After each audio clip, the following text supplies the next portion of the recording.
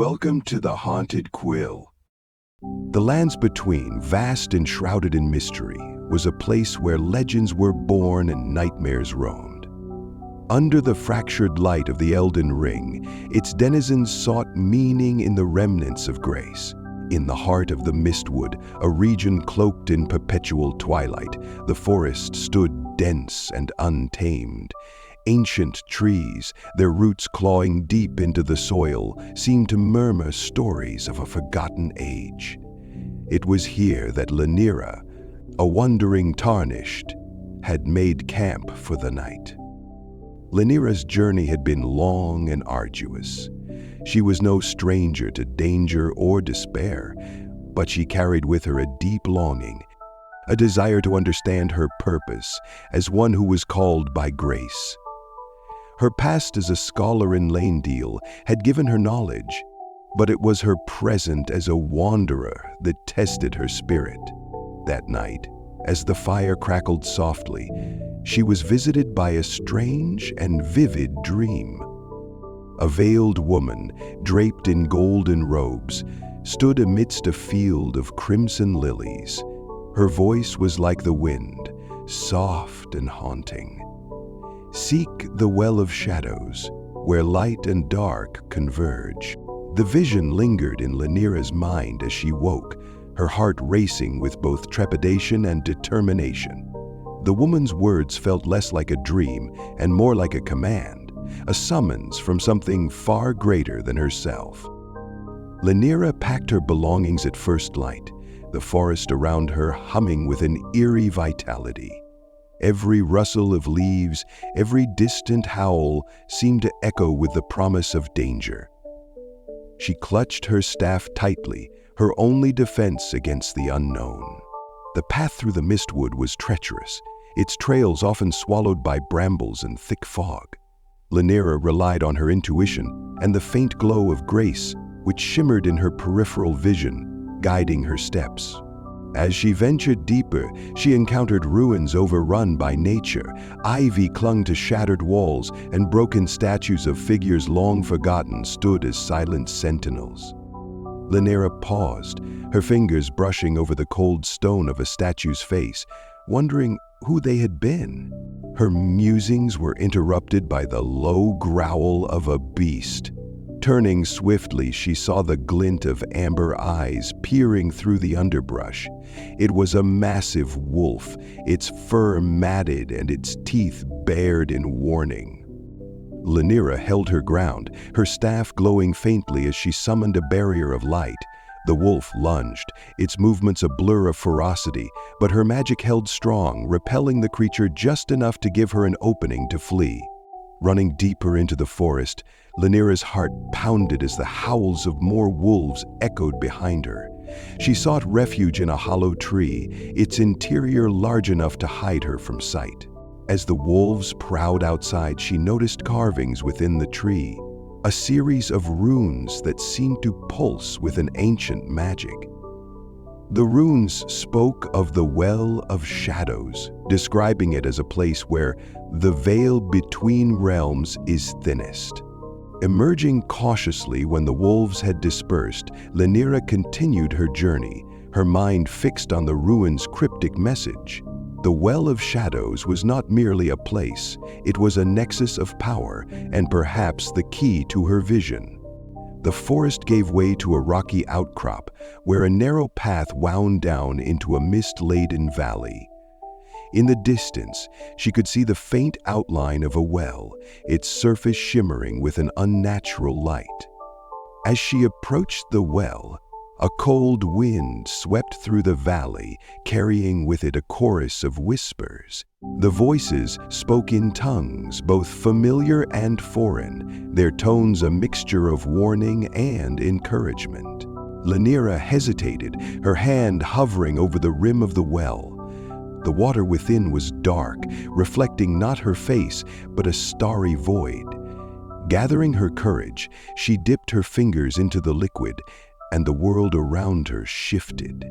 She found herself standing in a place unlike any she had known, a realm of twilight, where the sky was a swirling tapestry of gold and indigo, shadows moved with purpose, taking on the forms of figures long past. One shadow approached her, its shape flickering between man and beast. It spoke in a voice that resonated within her mind. "You are chosen, Lenira. The well of shadows reveals truths hidden in the light. Will you face them?" Lenira nodded, her resolve firm despite the fear clawing at her heart. The shadow gestured, and a path appeared before her, winding through this strange twilight realm. As she walked, memories not her own filled her mind, visions of the lands between before the shattering of the Elden Ring. She saw Marika, radiant and sorrowful, and the Elden Beast, a creature of incomprehensible majesty. The visions grew darker, revealing betrayals and wars that had fractured the very fabric of the world. Lenira felt the weight of these truths, understanding now that her journey was part of a cycle far greater than herself. At the end of the path stood the veiled woman from her dream. This time, her face was partially revealed, her eyes glowing with a golden light. "You have seen the shadows," the woman said. "Now you must choose. Will you wield them or banish them?" Lenira hesitated, the choice before her monumental. To wield the shadows would grant her immense power, but at the cost of embracing darkness. To banish them would mean forsaking that power, perhaps leaving her vulnerable in the trials to come. "I will wield them," she said at last, her voice steady. "But not for myself, for the lands between." The veiled woman smiled faintly and raised her hand, a tendril of shadow wrapping around Lenira's wrist.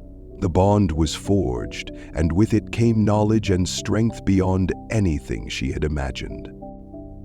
As the twilight realm faded, Lenira found herself back in the Mistwood, standing by the well. The shadows around her seemed to ripple with her movements, their power now hers to command. But with that power came responsibility, and Lenira knew her journey was far from over. The lands between awaited, its fate intertwined with her own. The mist surrounding the forest seemed lighter as Lenira stepped away from the well. Shadows coiled at her feet like loyal hounds, awaiting her command. Yet, they also whispered to her, their voices echoing faintly with ancient wisdom and veiled warnings. Lenira began her journey anew, her destination unclear but her purpose sharpened. The shadows had revealed their power and their cost, an ever-present pull toward darkness. She resolved to walk the fine line, using their might for good while resisting their consuming whispers. The path from Mistwood led her to the edge of a vast plain, where the ruins of an old battlefield stretched for miles. Broken banners, shattered swords, and bleached bones lay scattered across the ground, remnants of a war forgotten by most. As Lenira walked through the desolation, a haunting melody carried on the wind caught her attention. It was mournful, played on an unseen instrument, and it pulled at her heartstrings with an irresistible force. Following the sound, she discovered a lone figure sitting atop a crumbled pillar, a skeletal minstrel strumming a lute of tarnished gold.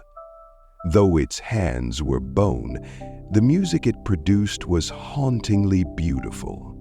The minstrel's hollow gaze turned to Lenira as she approached. "A tarnished," it rasped. "Drawn here by fate or folly?"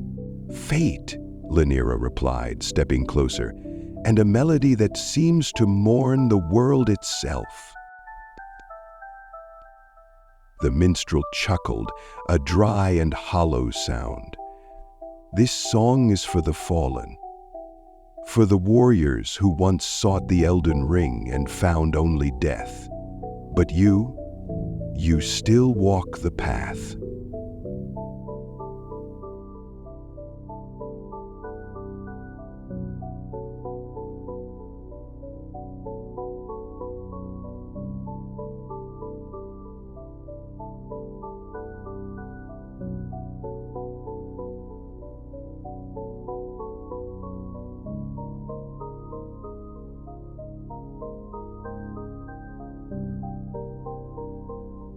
This song is for the people of the forest, not merely yourself, enchantress." The minstrel's words struck a chord within her. Before she could ask more, the figure began to fade, its form dissolving into a swirl of ash and shadow. Left behind was its lute, which pulsed faintly with a curious energy. Lenira picked up the instrument, feeling a strange connection to it. As her fingers brushed its strings, the shadows around her seemed to hum in harmony, amplifying the melody. The lute was more than an instrument. It was a relic imbued with forgotten power. Continuing her journey, Lenira crossed the plains and entered the shadow of Stormvale Castle, its looming towers jagged against the sky. Though she had no intention of venturing inside, the castle's presence filled her with unease. Nearby, she encountered a group of weary travelers huddled around a fire. Their faces were gaunt, their eyes filled with a mix of fear and determination. They greeted Lenira cautiously, eyeing the shadows that clung to her like a second skin. "Are you one of the Tarnished?" an older woman asked, her voice quivering.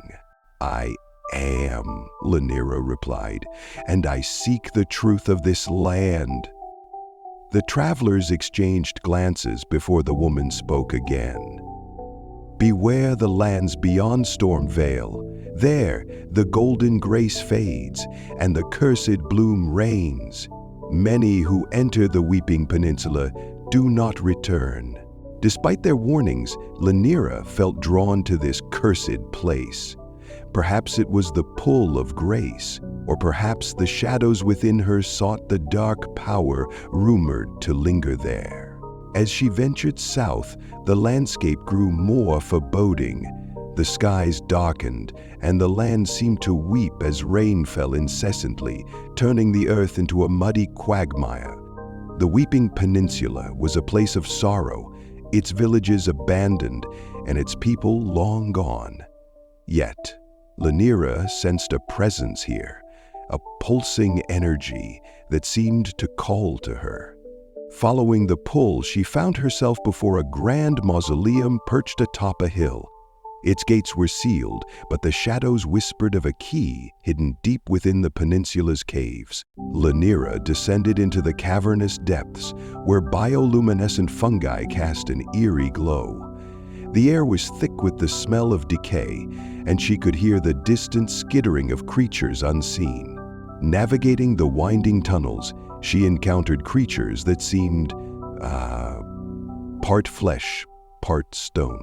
They moved with a predatory grace, their eyes glinting with malice. The shadows proved invaluable in these encounters, forming spears and shields at Lenira's command. With each battle, she grew more adept at wielding their power, though the whispers in her mind grew louder. Deep within the cave, she found the key. A golden artifact etched with runes that glowed faintly in the dark. As she grasped it, the cavern began to tremble, and a deafening roar echoed through the tunnels. A massive guardian, a creature of stone and fire, emerged from the shadows. Its body was covered in molten cracks, and its eyes burned with an otherworldly fury. The battle was fierce, and Lenira was pushed to her limits.